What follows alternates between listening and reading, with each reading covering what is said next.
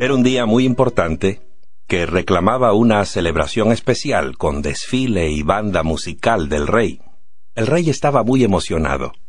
Había invitado a asistir a dignatarios de todo el vasto imperio babilónico. Era un día que había esperado con gran expectativa y que él jamás se podría olvidar. Tiempo antes el rey había tenido un sueño muy extraño, de una gran estatua de distintos materiales. El rey no podía recordarlo. Por la gracia de Dios, Daniel pudo no solamente revelarle el significado del sueño, sino que también, cosa en extremo maravilloso, pudo reproducirle, en primer lugar, el sueño olvidado. Nabucodonosor no hacía más que pensar en ese sueño ahora interpretado. Después de todo, él era la cabeza de oro. Su reino no tenía rival en el mundo. Y ahora todos tendrían una vívida demostración de cómo era realmente la Gran Babilonia, de cuán grande era él. En una actitud harto arrogante, les ordenó a sus siervos que hicieran una gran estatua de oro. Esta imagen era toda de oro, no solamente su cabeza, sino también todo el cuerpo. Todos estaban asombrados ante la deslumbrante belleza de esta magnífica imagen. Era la forma en que el rey le quería decir al mundo que su reino duraría para siempre. En tal día especial, miles de dignatarios del imperio se reunieron para ser testigos de la dedicación de la imagen de oro de Nabucodonosor. De pronto la enorme multitud guardó silencio. Tocaron las trompetas y el emisario del rey proclamó a grandes voces: «Se ordena a vosotros, oh pueblos, naciones y lenguas, que al oír el sonido de la corneta, de la flauta, de la cítara, de la lira, del arpa, de la zampoña y de todo instrumento de música, os postréis y rindáis homenaje a la estatua de oro que ha levantado el rey Nabucodonosor. Cualquiera que no se postre y rinda homenaje, en la misma hora será echado dentro de un horno de fuego ardiendo». Se escuchó la música. Toda la gente se inclinó y adoró la imagen. Bueno, casi toda la gente. Entre esa vasta multitud arrodillada, se erigió la figura de Sadrach, Mesach y Abednego, 3 hebreos valientes que se negaron a desobedecer a Dios, inclinándose y adorando un ídolo. Muy pronto lo supo el rey. Furioso porque hubiese alguien que se atrevía a desafiar su ordenanza real, Nabucodonosor ordenó que los ofensores fueran traídos delante de él. Al ver a los 3 hebreos, el rey los reconoció al instante. Eran jóvenes extraordinarios, de una gran inteligencia y mucho talento. Él mismo les había asignado distintas responsabilidades, las cuales habían desempeñado fiel y eficientemente. Deseando ser generoso con ellos, les dio una segunda oportunidad. Llamándolos por nombre, les dijo: «Ahora pues, ¿estáis listos para que al oír el sonido de todo instrumento de música, os postréis y rindáis homenaje a la estatua que he hecho? Porque si no le rendís homenaje, en la misma hora seréis echados en medio de un horno de fuego ardiendo». Una vez hecha la tremenda advertencia, el rey tenía que sostenerla, si es que no había de perder autoridad ante toda la gente. Sadrach, Mesach y Abednego podían ver las llamas que ascendían del enorme horno. No había duda con respecto a la firmeza de la decisión del rey. ¿Qué debían hacer? ¿Qué habría hecho usted? ¿Desobedecerían un mandamiento directo de Dios? ¿O hubiera sido tan fácil razonar que después de todo no era tan malo inclinarse por una vez ante un ídolo en esas circunstancias? Ante todo, la vida de ellos estaba en grave peligro. ¿No era acaso importante mostrarle respeto al rey? Evidentemente nunca pasaron por su mente tales pensamientos, porque se les había enseñado desde pequeños los mandamientos de Dios, y uno de los cuales prohibía cumplir la orden real: «No te harás imagen, ni ninguna semejanza, No te inclinarás ante ellas, ni les rendirás culto. Éxodo 20, versos 4 y 5. Serena y sin ninguna vacilación fue su respuesta. Oh Nabucodonosor, no necesitamos nosotros responderte sobre esto. Si es así, nuestro Dios, a quien rendimos culto, puede librarnos del horno de fuego ardiendo, y de tu mano, oh Rey, nos librará.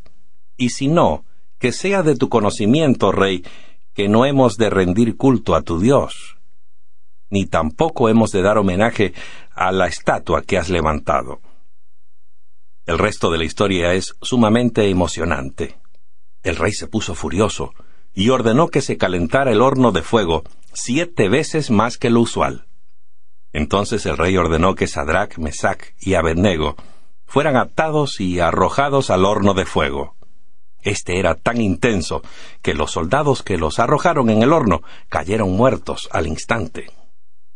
De pronto el rey corrió hacia la entrada del horno ardiente, diciendo a gritos a sus consejeros que había visto 4 hombres moviéndose entre las llamas y que uno de ellos se veía como el Hijo de Dios.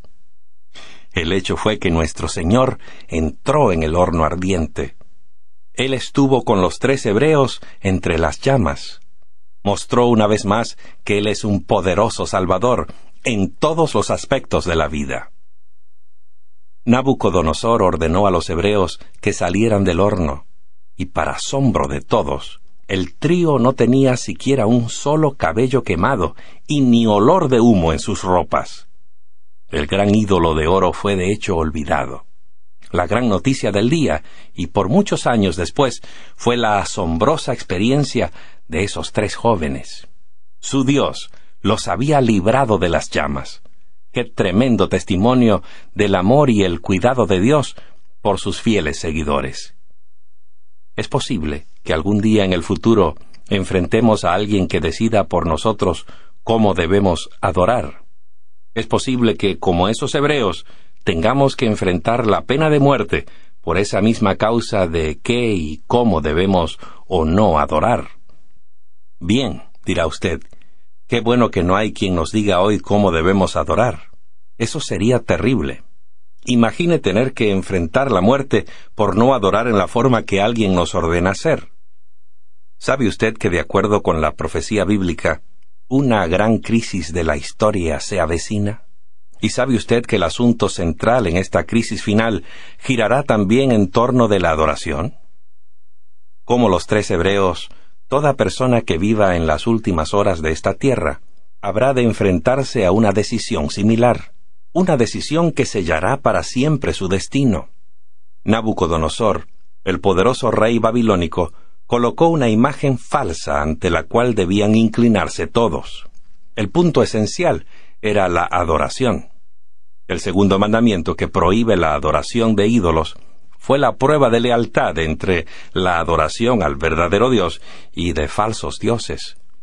El horno fue calentado 7 veces más de lo normal. Un tiempo de angustia y problemas más grande que cualquier otro en la historia.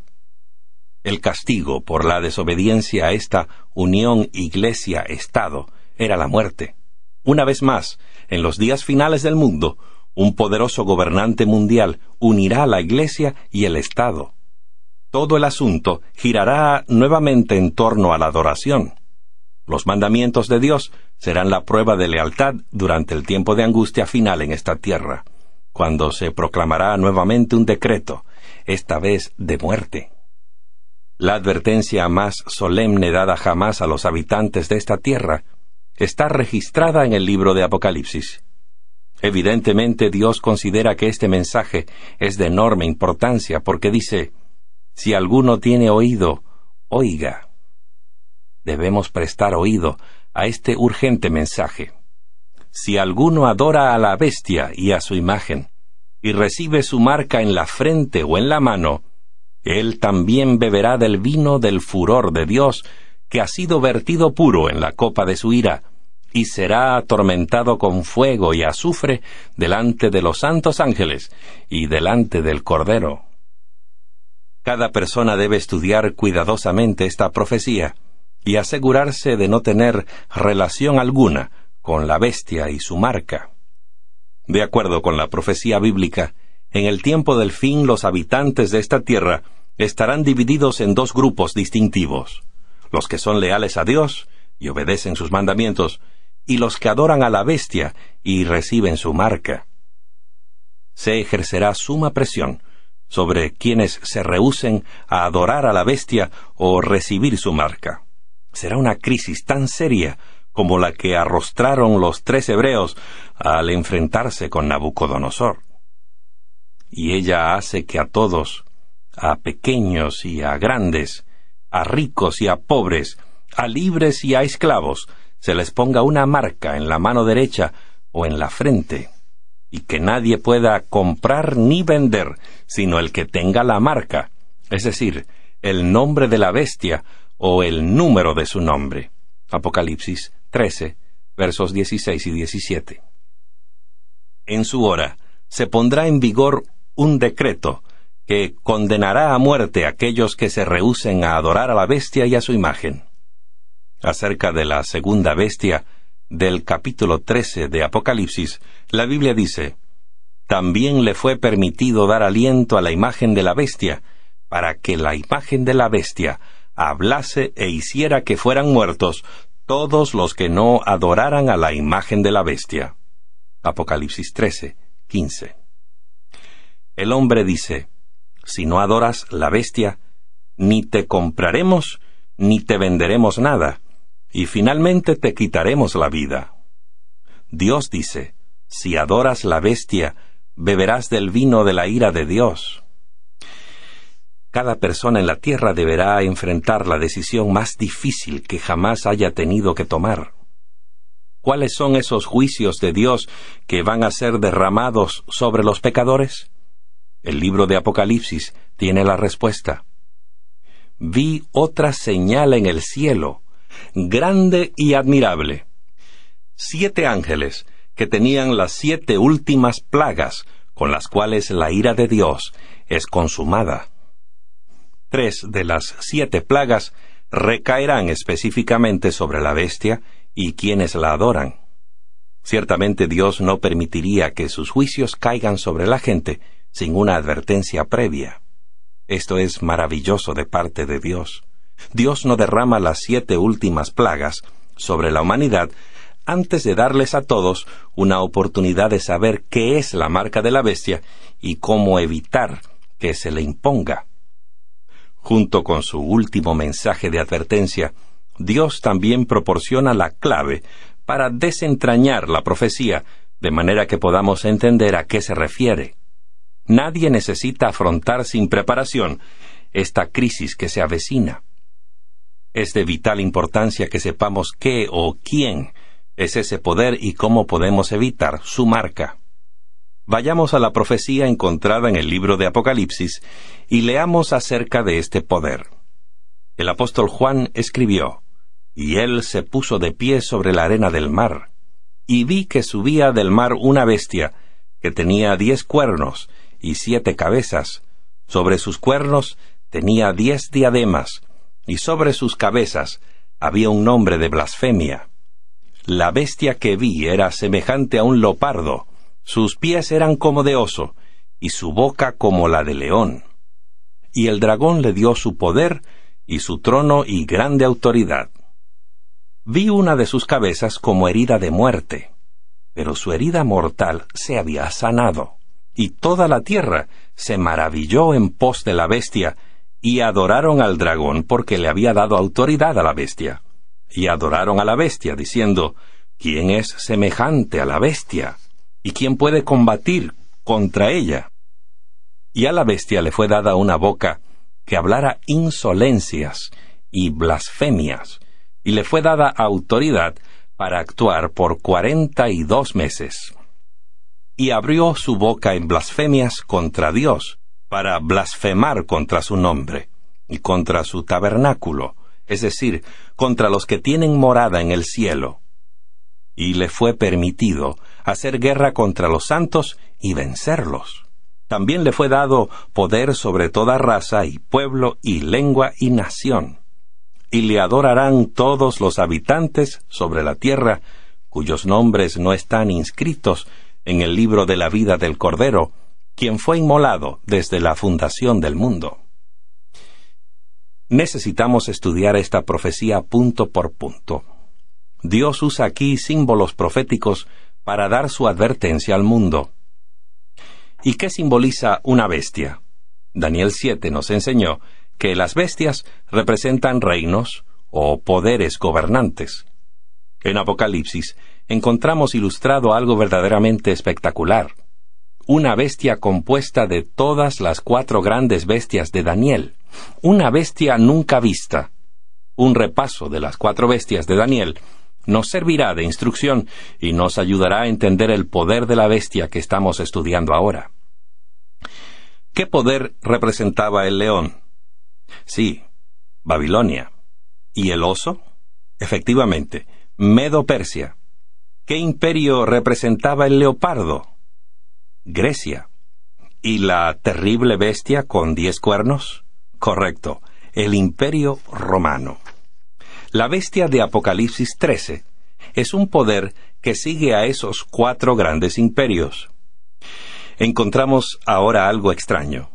Solamente un poder en la tierra tiene todas las características mencionadas en esta profecía.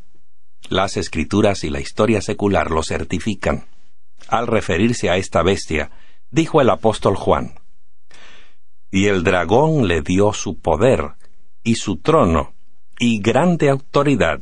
Apocalipsis 13, verso 2. Vemos que el dragón representa a Satanás, porque dice la Biblia: «Estalló entonces una guerra en el cielo, y fue arrojado el gran dragón, la serpiente antigua, que se llama Diablo y Satanás, el cual engaña a todo el mundo». Por supuesto, Satanás nunca se presenta en la batalla en forma visible. Siempre trabaja disfrazado, entre bambalinas, a través de otras agencias, poderes y personas. Apocalipsis presenta la imagen de una lucha gigantesca entre Satanás y la Iglesia. «Y apareció otra señal en el cielo. He aquí un gran dragón rojo, que tenía 7 cabezas y 10 cuernos, y en sus cabezas tenía 7 diademas. El dragón se puso de pie delante de la mujer que estaba por dar a luz, a fin de devorar a su hijo en cuanto le hubiera dado a luz. Ella dio a luz un hijo varón, que ha de guiar todas las naciones con cetro de hierro, y su hijo fue arrebatado ante Dios y su trono». ¿Quién es este hijo varón? La respuesta es clara: Jesucristo. Se vio al dragón, o Satanás, trabajando desesperadamente, mediante un poder mundial, para destruir a Jesús. Eso es exactamente lo que sucedió. ¿A través de cuál nación estaba trabajando el diablo cuando Cristo nació? Al repasar la historia mundial, nos damos cuenta de que la Roma pagana, bajo el reinado del César, estaba en el poder cuando Cristo nació. Herodes, el Grande, decretó que se diera muerte en Belén a todos los bebés varones de hasta 2 años de edad, con el fin de destruir a Jesús al nacer. Un gobernador romano, Poncio Pilato, condenó a muerte a Cristo. Fueron soldados romanos quienes lo clavaron en la cruz, y un sello romano selló la entrada de su tumba. Satanás obró por medio de la Roma pagana para destruir a Cristo. Y Jesús resucitó y ascendió al cielo exactamente como lo había anunciado la profecía. ¿Le da esto confianza a usted en las profecías de la Biblia? La profecía anunció además que el poder de la Roma pagana daría a su vez su poder y su trono y grande autoridad a la bestia. ¿Cumplió la Roma pagana esta profecía? Si es así, ¿a quién le fue dado ese poder? Durante muchos siglos, la Iglesia romana usó un documento titulado La Donación de Constantino para probar su derecho a la ciudad de Roma. Este documento, que luego se probó de que era falsificado, le daba a la Iglesia el presunto derecho de gobernar la Roma de Occidente en lo político como en lo religioso. Este documento fue la base utilizada para justificar su autoridad política como reino, con el Papa como rey. En el año 300 después de Cristo, Constantino trasladó la capital de su reino a Bizancio y le cambió el nombre por el de Constantinopla, en honor de sí mismo. Al abandonar a Roma, Constantino le dejó el trono al obispo de Roma. Este vino a ser la cabeza de la Iglesia, así como lo es un rey en su trono. El resultado fue la unión de la Iglesia y el Estado, con la supremacía de la Iglesia sobre el Estado. La ciudad del Vaticano está situada en el centro de Roma, la ciudad que era el asiento del antiguo Imperio Romano. Continúa aún allí ahora, no solamente como poder religioso, sino también político. La mayoría de los países envían embajadores al Vaticano. Es muy importante que recordemos que la profecía está hablando de una organización o sistema teológico. No se está refiriendo a personas en particular. Hay un gran número de personas que adoran a Dios, pero que todavía no se han enterado de lo que usted está aprendiendo hoy en la profecía bíblica de la importancia de este poder. Un estudio cuidadoso de las características identificadoras de la bestia de Apocalipsis 13 muestra que se trata del mismo poder simbolizado por el cuerno pequeño de Daniel 7, que estudiamos antes. El profeta Juan dijo que este poder, representado por la bestia, tendría una marca distintiva y que trataría de imponerla sobre toda persona en el mundo. Y ella hace que a todos, a pequeños y a grandes, a ricos y a pobres, a libres y a esclavos, se les ponga una marca en la mano derecha o en la frente, y que nadie pueda comprar ni vender, sino el que tenga la marca, es decir, el nombre de la bestia o el número de su nombre. De acuerdo con la palabra de Dios, esta marca va a ser un símbolo de rebelión o deslealtad al gobierno de Dios. La Biblia describe claramente a otro grupo que no recibirá la marca de la bestia.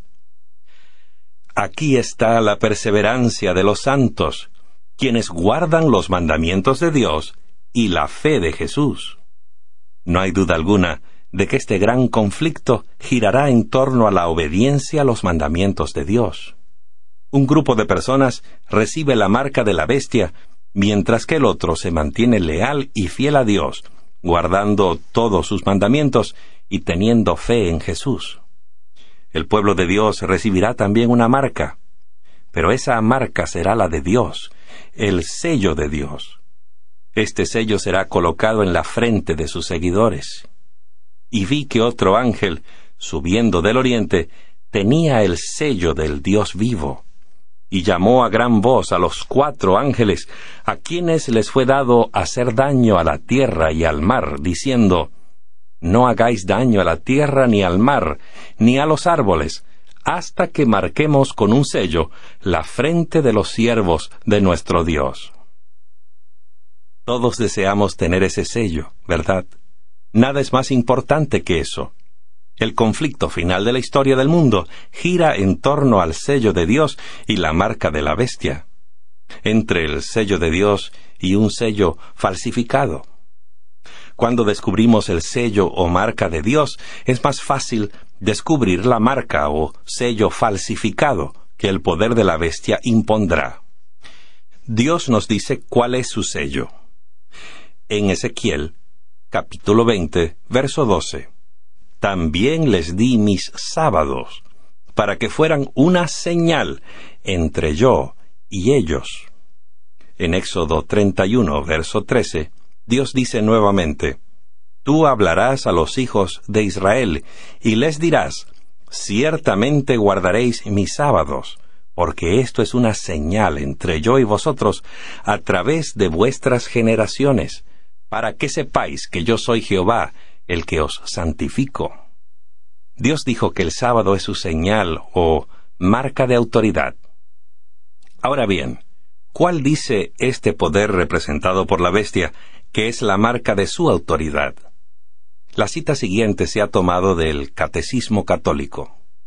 Pregunta: ¿cómo se puede probar que la Iglesia tiene el poder para ordenar la celebración de fiestas y días santos? Respuesta: por el mismo acto de cambiar la observancia del sábado al domingo, lo cual lo permiten los protestantes y por lo cual se contradicen profundamente a sí mismos al guardar estrictamente el domingo y quebrantar otras fiestas ordenadas por la misma Iglesia. Pregunta: ¿tienen ustedes otra forma de probar que la Iglesia tiene poder para instituir la observancia de las fiestas? Respuesta: si no tuviera ese poder, no podría haber sustituido la observancia del sábado, séptimo día de la semana, por el domingo, primer día de la semana, un cambio no autorizado por las Escrituras. El domingo es la marca de la autoridad religiosa de la Iglesia romana, de acuerdo a su propio testimonio. La Iglesia admite que cambió el día de adoración del sábado al domingo, y dice además que este acto es la marca de su poder y autoridad eclesiásticos. La Iglesia romana desafía a los protestantes a mostrarle la razón por la que ellos han profanado el día de Dios y se han alejado del sábado bíblico para observar un día que ha sido instituido por la costumbre, la tradición de la Iglesia romana. Daniel predijo que ese poder intentará cambiar las festividades y la ley. Predijo también que este poder echaría por tierra la verdad. Hizo cuanto quiso y fue prosperado. El apóstol Juan predijo que Satanás trataría de forzar a todos a recibir la marca de la bestia. Y ella hace que a todos, a pequeños y a grandes, a ricos y pobres, a libres y a esclavos, se les ponga una marca en la mano derecha o en la frente, y que nadie pueda comprar ni vender, sino el que tenga la marca, es decir, el nombre de la bestia o el número de su nombre. Para que este poder pueda cumplir esta profecía, tratará de usar el poder del gobierno civil como medio de imponer su marca de autoridad sobre cada persona en el tiempo del fin. Veamos cómo Dios señala claramente este poder. Aquí hay sabiduría. El que tiene entendimiento, calcule el nombre de la bestia, porque es número de un hombre, y su número es 666.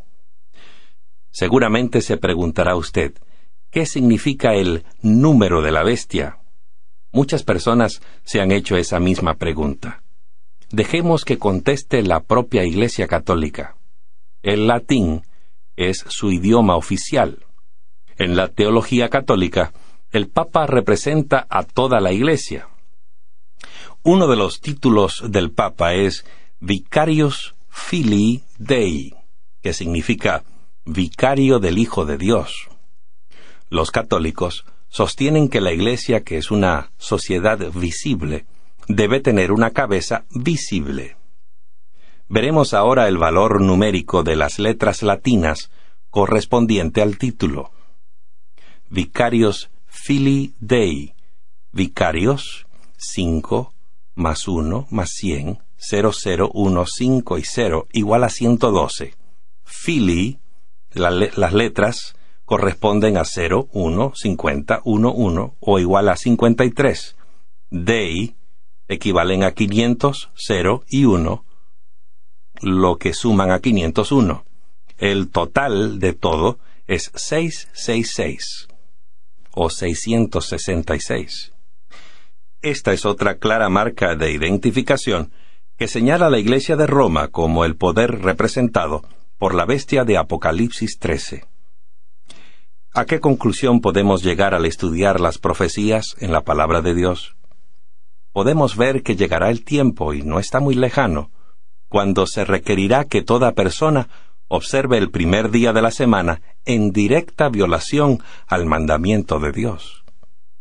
Una reciente instrucción titulada Carta Apostólica Dies Domini del Santo Padre Juan Pablo II, a los obispos, clérigos y fieles de la Iglesia sobre la observancia del Santo Día del Señor ha sido enviada a los dirigentes de la Iglesia, exhortándolos a insistir en la observancia del domingo como un día de reposo y adoración. Podría ser que esta bien intencionada carta esté preparando el escenario para establecer leyes que favorezcan la observancia del domingo en vez de la del sábado bíblico.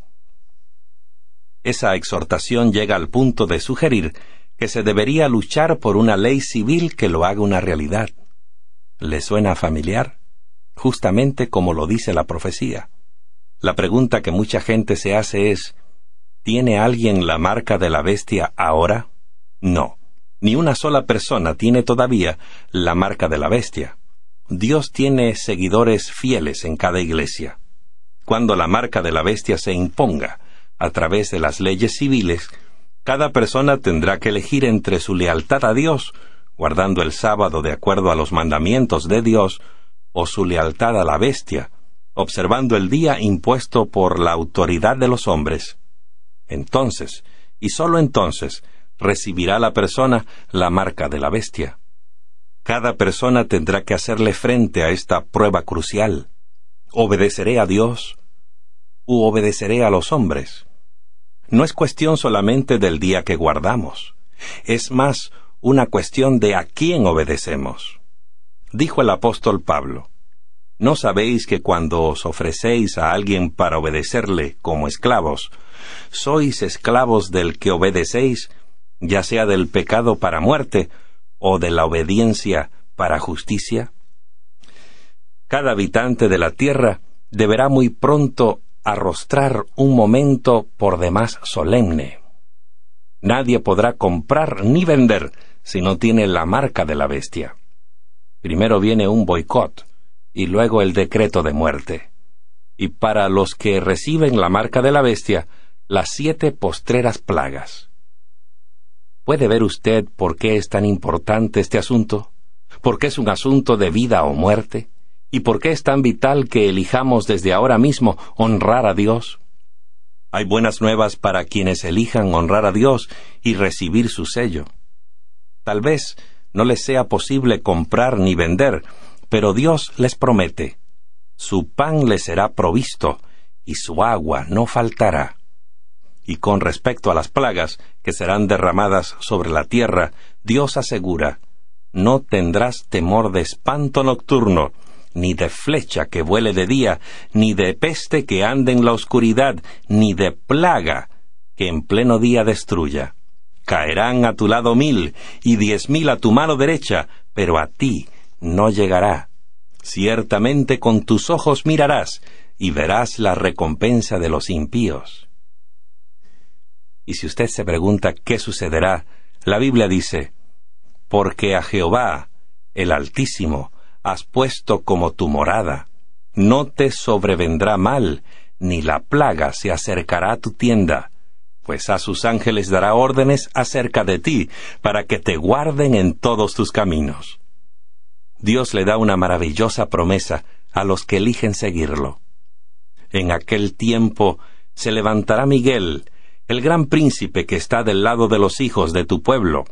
Será tiempo de angustia, como nunca fue desde que existen las naciones hasta entonces. Pero en aquel tiempo tu pueblo será librado, todos aquellos que se encuentren escritos en el libro. Juan vio en visión a aquellos que ganaron la victoria sobre la bestia. Vi algo como un mar de vidrio mezclado con fuego, y a los vencedores sobre la bestia y su imagen y el número de su nombre. Estaban de pie sobre el mar de vidrio, teniendo las arpas de Dios. Aún ahora, Dios está instando a sus verdaderos seguidores a salir de la falsedad de los sistemas religiosos y seguirlo a Él plenamente. Salid de ella, pueblo mío, para que no participéis de sus pecados y para que no recibáis sus plagas. Amigo que me escuchas, seguir a Dios tiene su precio.